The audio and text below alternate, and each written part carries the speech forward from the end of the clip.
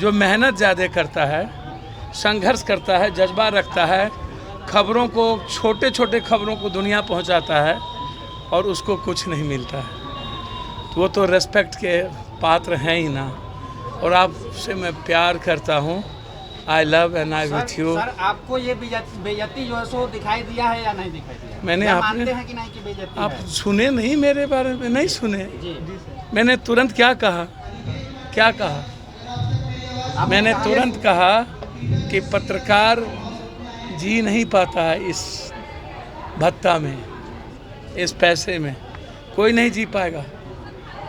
ये तो social media आ गया है कि कुछ लोग जिंदा हैं, लेकिन ये जो अखबार हैं, ये टीवी है, उसके जो पत्रकार हैं उसका तो रेस्पेक्ट ही नहीं। जिस लोग माइक पकड़ने का तरीका नहीं मानते वो एग्री कर रहा है। वही बात मैं आपको कह रहा हूँ, वो मैं उस पर नहीं जाइए, उसका भाव ने अलग नहीं था। आयोजनकर्ता को क्या कहना चाहेंगे जो मैं उनका पत्रकारों को और बेइज्जती कर रहा है? मैंने हम लोग को यहाँ आने का सिर्फ एक ही कारण कहीं ना कहीं आयोजनकर्ता पत्रकारों सुनिए ना, मैं मेरी बात सुनिए ना, मैं क्षमा चाहता हूँ, मैं क्षमा चाहता हूँ। उनका भाव किसी के अनरिस्पेक्ट का नहीं था, उनका भाव था कि पत्रकार ईमानदार हैं, या मैंने नहीं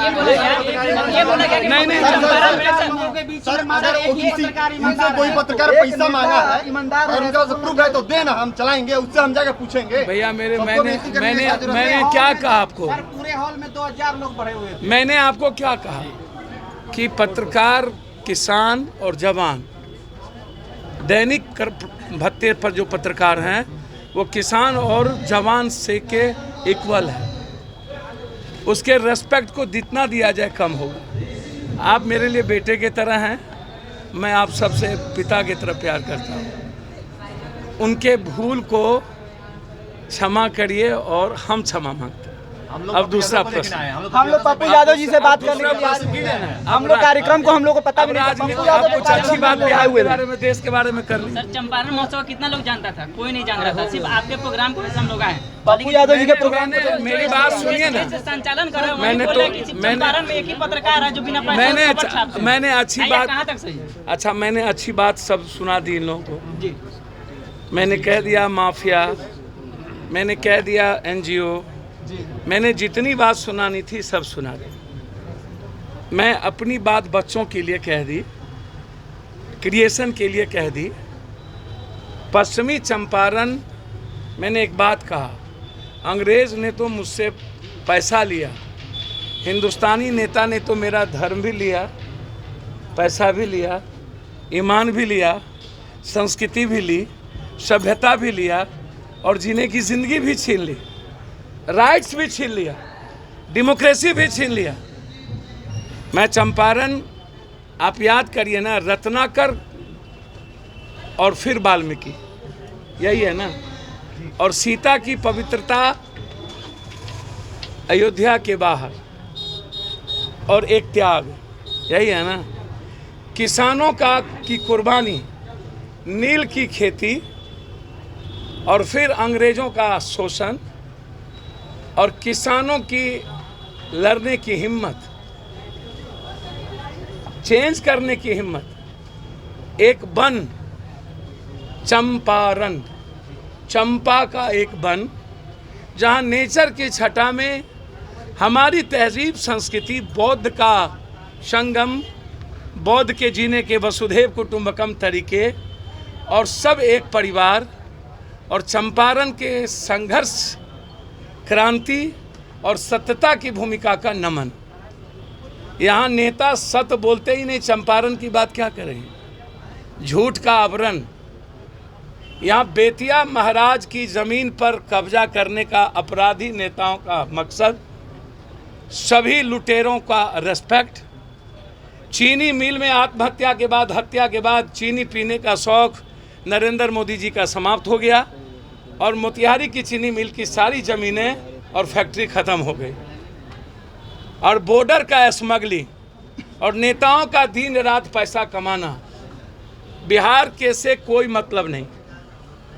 आज विपक्ष, जब पूरा देश, सदन 1 महीने से कांग्रेस जन अधिकार पार्टी महंगाई की ओर लड़ रहा था, तो ये बीजेपी की बी टीम बन के घूम रहे थे। चल रहा है खेल। 2024 तक बिहार की राजनीति अब अस्थिर रहेगी,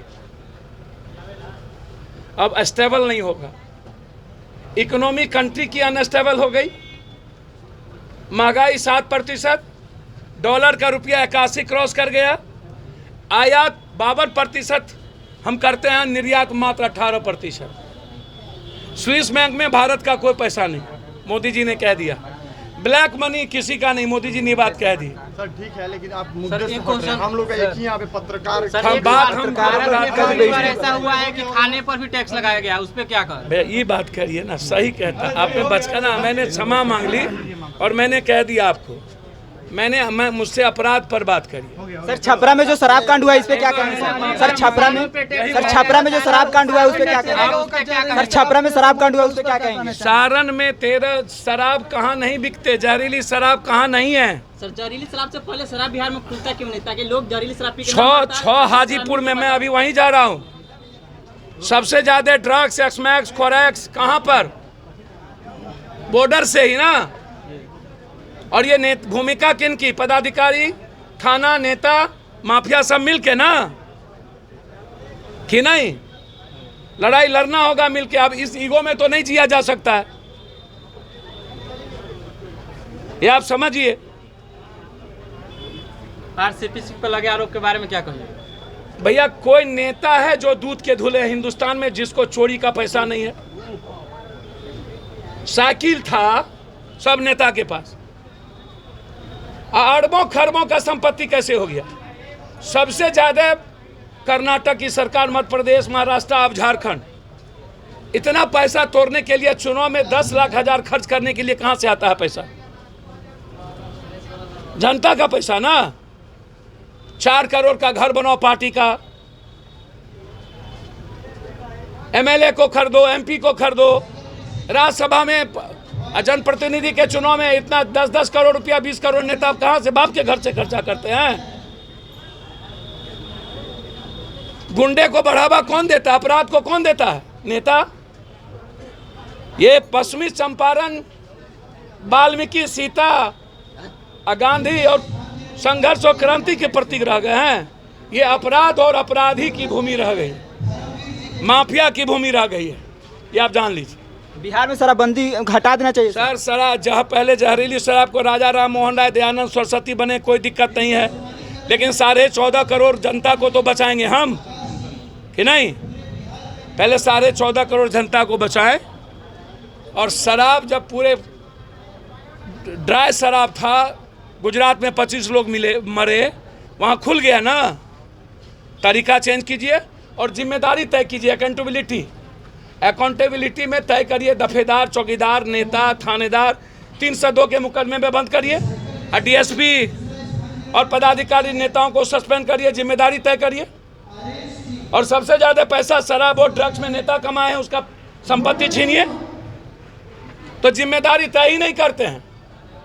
7 सालों में आप कह रहे हैं 15 करोड़ इस बार वसूल लिए हम, और 3,500-4 हजार करोड़ हम जो मेरा टैक्स था वो गायब कर दिए। फुंसी फोड़ने के लिए आदमी को ही काट दें, वाह रे वाह।